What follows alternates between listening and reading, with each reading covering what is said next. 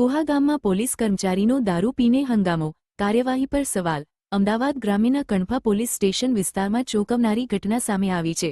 22 માર્ચે આશરે રાત્રે 10:30 વાગે કોહા ગામે એક પોલીસ કર્મચારી દારૂના નશામાં ફાસ્ટફૂડની દુકાને હંગામો કર્યો હોવાનો આક્ષેપ છે। સ્થાનિકો સાથે માથાકૂટ બાદ તેની ગાડી તપાસતા દારૂની બોટલો મળી આવી હોવાનું કહેવામાં આવે છે। ઘટનાની જાણ થતાં 112 ટીમે સ્થળ પર પહોંચી પોલીસ કર્મચારીને લઈ ગઈ, જ્યારે ફરિયાદીને પોલીસ સ્ટેશન લઈ જવામાં આવ્યો। ચોંકાવનારી વાત એ છે કે ઘટના બાદ રાત્રે 3 વાગ્યે પોલીસ સ્ટેશને માત્ર અરજી લઈ સંતોષ માન્યો હોવાના આક્ષેપો છે।